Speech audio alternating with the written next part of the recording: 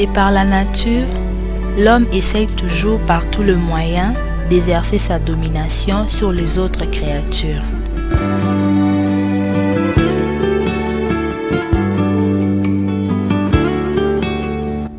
Par l'apiculture, l'homme élève des abeilles, une activité pratiquée sur tous les continents.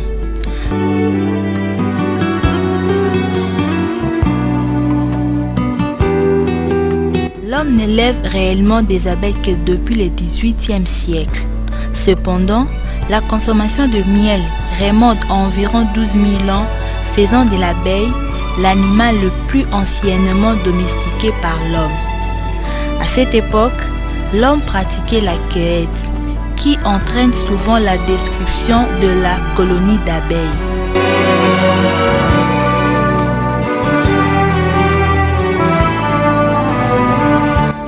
Les apiculteurs proviennent de tous les horizons sociaux, hommes, femmes, campagnards ou urbains. Certains ont découvert l'apiculture au hasard de leur passion, d'autres ont été initiés.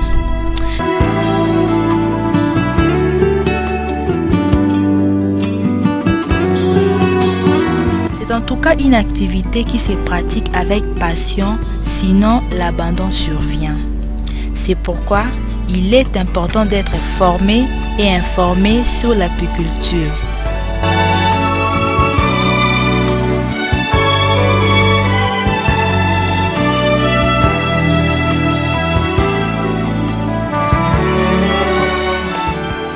L'apiculteur utilise un certain nombre de matériel. Vous avez la boîte de capture, vous avez la ruche, vous avez la boîte d'allumettes et le fil, le costume de protection et l'enfumoir. Ça c'est le seau et la gourde pour garder le miel, et ça c'est pour filtrer le miel. Alors, présentement, je vais vous expliquer comment on peut monter la ruche. Dans le Bas-Congo, nous utilisons une ruche qu'on appelle la grande. Donc c'est une ruche moderne, traditionnelle, améliorée. Vous pouvez utiliser n'importe quel genre de planche, parce que c'est fait en planche. Mais pour essayer de réduire le coût, nous utilisons le bois de coffrage. Dans le travail de l'apiculture, nous avons des mesures précises pour chaque ruche. Pourquoi? Parce que tout simplement pour essayer d'harmoniser le travail avec les autres apiculteurs qui peuvent venir vous demander de l'aide, que vous lui prêtez une ruche ou une boîte de capture. La largeur d'une boîte d'une ruche mesure 50 cm. Et la longueur, ça varie entre 65 cm jusqu'à 90 cm. La largeur, c'est 50 cm, c'est ça ici. 50 cm. Il y a deux pièces. Il y a la pièce du devant qui comporte une ouverture qui donnera accès aux abeilles. Donc c'est la petite porte. Alors, il y a la face du derrière qui mesure aussi 50 cm. Donc vous avez deux faces. Vous avez deux côtés. Ici, nous avons tablé sur 65 cm. La base de la ruche comporte deux parties, tout simplement pour essayer de combler, parce qu'il n'y a pas de planches qui peuvent avoir une largeur de, du moins ici quoi, qui peuvent avoir une largeur de plus de 56 cm. Donc vous êtes obligé de couper deux morceaux. Donc voilà, ça vous avez déjà une partie de la ruche. N'oubliez pas que pour pouvoir compléter ça, il faut des lattes. Les lattes, c'est là où les abeilles vont construire leurs rayons à l'intérieur. Et avec cette mesure, la mesure que nous avons donnée, vous aurez plus ou moins 19 lattes. Et une latte mesure 54 cm de long, 3 cm de large et 2 cm d'épaisseur. Vous devez couvrir la ruche avec une tôle. Cela va protéger les abeilles contre le pluie. Parce qu'une fois mouillées, les abeilles vont fuir dans la ruche. L'assemblage s'est fait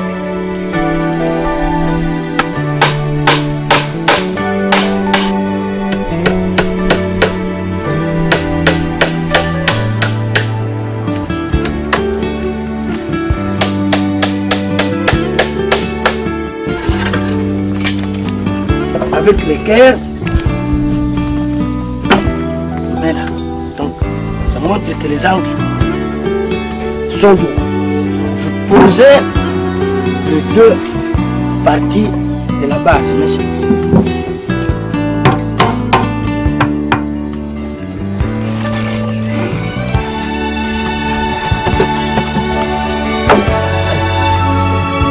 La bordure là, c'est là où les abeilles viennent se poser avant d'entrer, au-dessus de la ruche.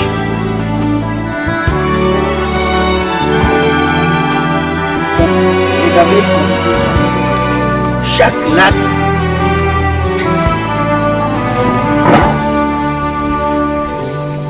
les abeilles sont ainsi protégées et peuvent tranquillement faire leur travail. Pour que vous attirez les abeilles dans cette ruche que vous venez de fabriquer ou bien dans la boîte de capture, il faut cirer les lattes. Cirer les lattes, c'est-à-dire il y a un processus. Vous chauffez la cire, vous chauffez ça, et dès que c'est chaud, vous coulez ça. Vous laissez refroidir un tout petit peu, vous coulez ça sur une planche à lamelles. Donc dès que vous avez coulé ça ici, ça se refroidit, vous enlevez la plaque qui sera formée là, vous coupez ça en lamelles et que vous allez recoller sur les lattes. C'est ça qui donnera l'alignement aux abeilles pour le travail. Ces rayons-ci peuvent servir à produire de la cire. En chauffant ça, vous aurez ce que je disais, une matière huileuse qui va submerger à la surface et en se durcissant, en se refroidissant, c'est ça qu'on va récupérer pour parler de la cire. Et l'eau qu'on aura utilisée pour chauffer ces rayons, c'est ça qu'on appelle hydromel, qui est une boisson, mais qu'on exporte aussi. Mais pour l'apiculteur, en premier lieu, ça va lui servir à attirer les abeilles dans ses ruches et dans ses boîtes de capture.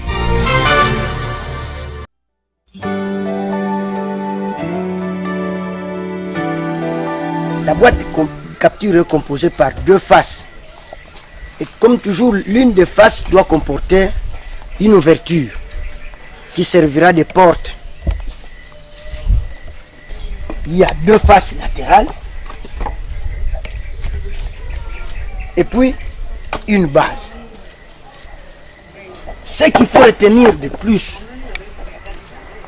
la boîte de capture doit aller en harmonie avec la ruche. La longueur de la boîte de capture, c'est la largeur de la ruche.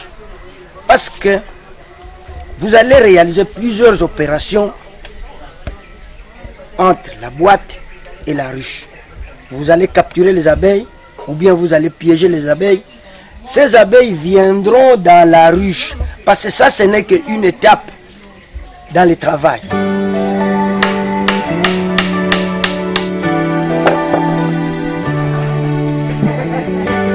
Dans la ruche, comme dans la boîte de capture, vous devez prévoir une place où les abeilles viennent atterrir et repartir pour la conquête du matériel de travail.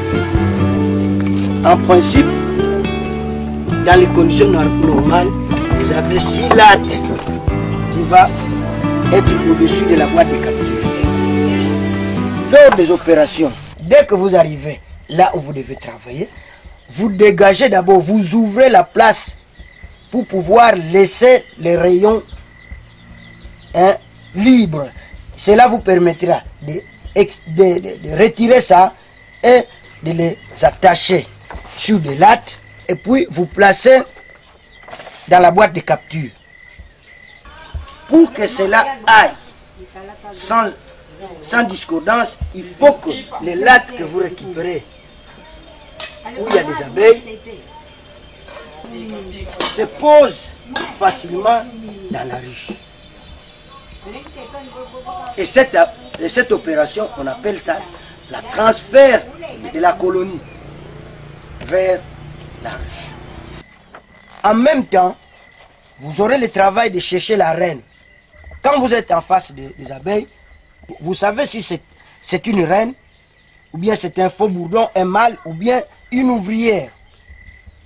Donc, cela vous permet de pouvoir attraper la reine. Vous la mettez dans une boîte à allumettes.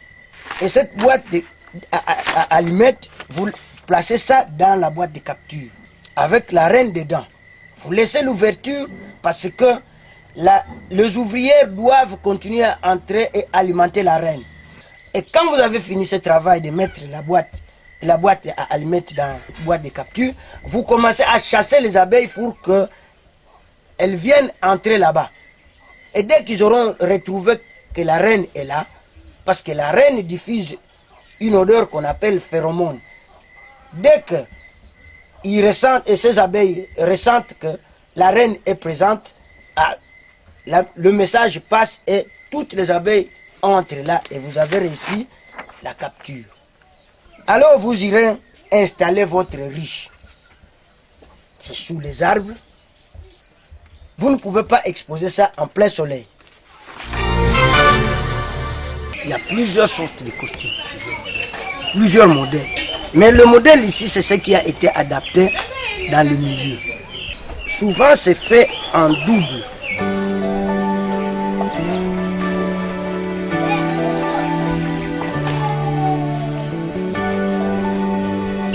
Vous prenez des lacets, vous attachez ici, et puis tout autour. Dans une colonie, vous avez la reine, les faux bourdons, ou bien le mâle, c'est ça qu'on appelle faux bourdon en termes apicoles. Et vous avez des ouvrières qui forment la grande majorité des abeilles dans une colonie. Alors, chaque catégorie d'abeilles a ses caractéristiques. La reine a l'abdomen développé, des ailes courtes, un peu de couleur jaunâtre, un peu poilu. Donc il peut mesurer tout au plus 20 mm, c'est-à-dire 2 cm, 18 à 20 mm. C'est elle qui conduit toute la colonie. Alors, vous avez le faux bourdon. Ce sont des abeilles souvent noires, un peu trapues. Elles, ils ne travaillent pas beaucoup, ces abeilles. Leur travail, c'est féconder la reine souvent d'une autre colonie. Alors, arrivent les ouvrières qui font tous les travaux de la ruche. Donc, à partir du gardiennage jusqu'au transport de tous les matériels et de nutrition, tout ce qu'il y a comme travail à faire dans la ruche. Ventiler la ruche et tout ça. Donc, elle, c'est une petite abeille. Ses ailes pratiquement à la même hauteur que son abdomen. Et c'est elle qui va piquer, qui va défendre la colonie, parce que c'est elle qui a cette tâche-là de défendre la colonie. Donc elle pique. Et quand une abeille vous pique, elle doit mourir. Parce qu'il laisse son piquant là-bas sur vous. Si vous n'attachez pas ici, les abeilles vont se promener jusqu'à l'intérieur. Donc quand vous avez fait ça, vous avez assuré la séparation entre ici et là-bas. Et puis alors vous attachez encore ici à la main et c'est fini. Sans oublier ici, il faut attacher. Quand vous faites la récolte, là il faut mettre sérieusement des protections, des gants et des chaussures adaptées. Ainsi, vous irez à contrôler régulièrement. Il y a la visite de loin, c'est-à-dire que vous n'avez pas besoin de costume, mais vous devez vous rendre compte que les abeilles sont toujours là. Quand tu fais l'élevage, sachez qu'il y a des ennemis qui vont te déranger. La fourmi consomme du miel. comme le guêpe. Le pangolin, lui, ce sont des abeilles, comme les lézards, les oiseaux, les papillons. Ils produisent des chenilles à l'intérieur là. Ça ronge le latte pour lutter de temps en temps. Je sais que ce n'est pas très efficace, mais nettoyer complètement le dessous de la ruche et de temps en temps éparpiller du cendre. Les abeilles fabriquent le rayon avec une matière qui provient de leur abdomen. Ils ont des glandes qui produisent la cire. Et ces glandes-là, quand ça fonctionne, ces abeilles sont affectées à la fabrication de rayons. Mais sachez que ça ne va pas produire durant toute sa vie. Ça va s'arrêter et l'abeille sera affectée ailleurs. Alors, il y a beaucoup de processus dans ces rayons. C'est-à-dire qu'on va y déposer des fleurs, des pollens et des nectars. Et le pollen, c'est cette poussière-là des fleurs. Et le nectar, c'est ce liquide sucré des fleurs. Ils vont déposer aussi de l'eau. Parce que l'abeille a une capacité d'aller chercher de l'eau avec une poche qu'il a toujours dans l'abdomen, qu'on appelle jabot, et il va venir déposer de l'eau là-bas. Et il y aura un processus pour que le miel arrive à terme. Et quand ça va arriver à terme, l'abeille ferme. Donc il a terminé son travail. Et ça devient du miel mûr, à maturité. C'est comme ça que vous voyez. Si l'abeille n'a pas terminé son travail, le miel qu'on viendra vous vendre aura une couche de mousse au-dessus. Parce que ça va fermenter.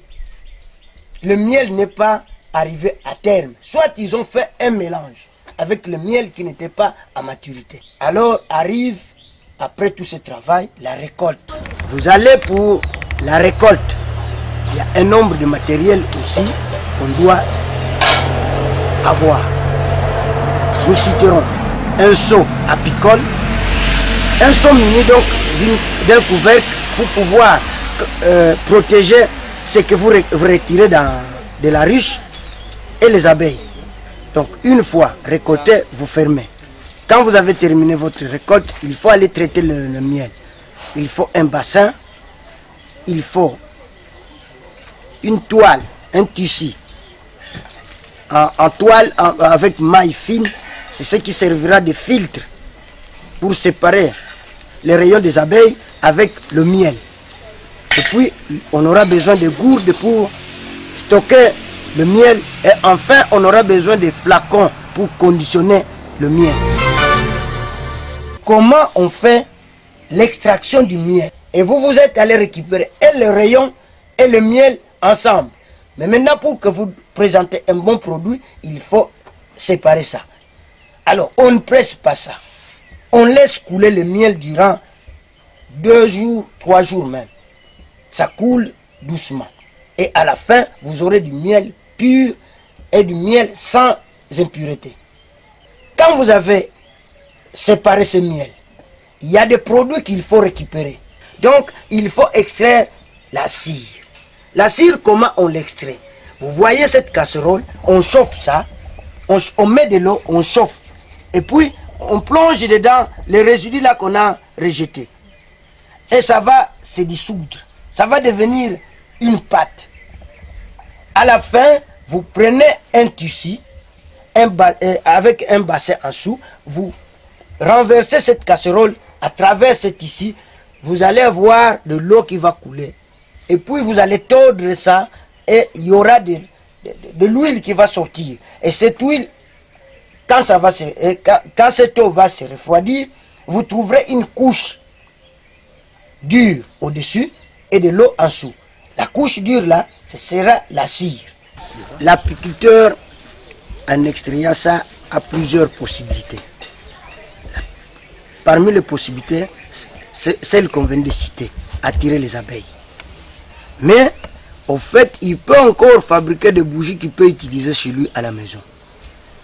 Et en même temps, il peut fabriquer des cirages pour ses chaussures. Et il peut aussi fabriquer la matière qu'on utilise pour mettre sur le meuble, la cire. Voilà, pour que tu fasses le travail, il faut que tu connaisses les calendriers apicoles qui vous déterminent les grandes saisons de la récolte et les grandes saisons de travail que vous devez mener. L'utilisation du miel. Le miel est utilisé au déjeuner. Le miel est vendu et le miel peut vous soulager. Vous êtes grippé, prenez du miel avec du citron. Ça range. Une ruche produit diverses matières dont les vertus sont multiples. La plus connue est le miel et il y en a d'autres comme la gelée royale aux vertus anticancérigènes. La cire qui était utilisée pour faire de chandelles et pour l'entretien de meubles en bois. La propolis concentrée d'antibiotiques et les pollens comestibles. Un apiculteur bien formé peut gagner sa vie.